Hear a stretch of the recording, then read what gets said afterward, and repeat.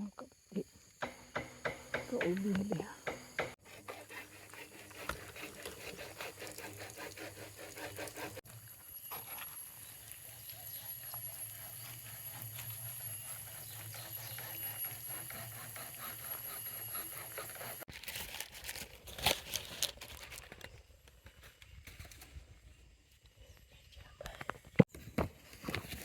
Ini cabai dengan jagung. Minggu dah baru nak, tapi tak naik semua pun. Oh, baja tak bawa pula.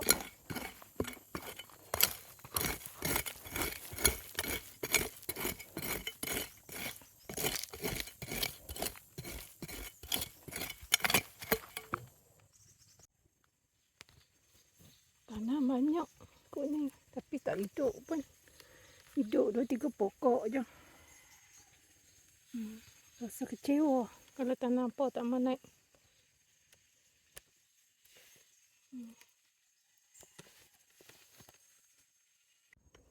7 pokok je yang naik. Yang lain tak naik. Tak tahu lah sebab apa. Dulu tanam naik, jadi tak semangat bila dah tak naik. Bismillahirrahmanirrahim. Umi pula suka menanam. Suka habiskan masa dengan tanam. Tapi bila tanaman tak naik, rasa kecewa sangat. Cabai ni pun dah banyak kali tanam, tak naik-naik pun. Cukup payah sepa. Taman silap tu. Bismillahirrahmanirrahim. Ya, masa dihabiskan dengan bercucuk tanam.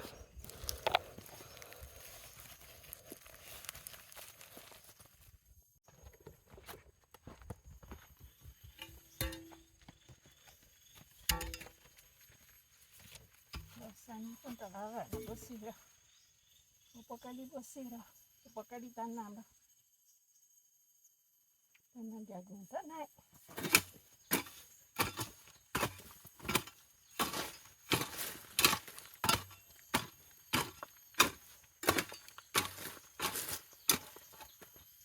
Naik.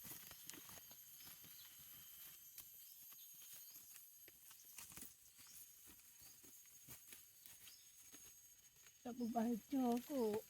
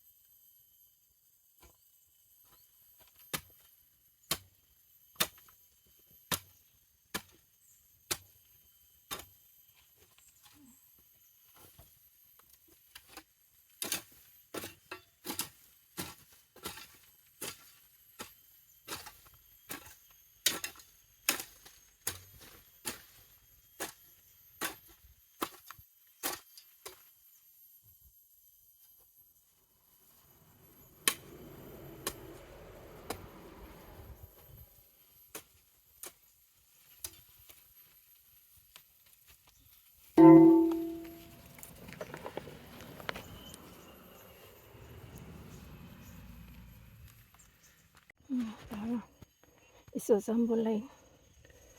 Panas dah. Lagi pun Umi tak bersihat. Jaga makin bagi keluar-keluar. Alhamdulillah. Boleh tanam 6-9 lubang. Esok sambung lain. Nak lagi tempat kosong tu. Tanah jagung tak naik pun. Sepok tu. Benih tak elok ke. Pendam dah semalam. Nak buat petang-petang tak larat.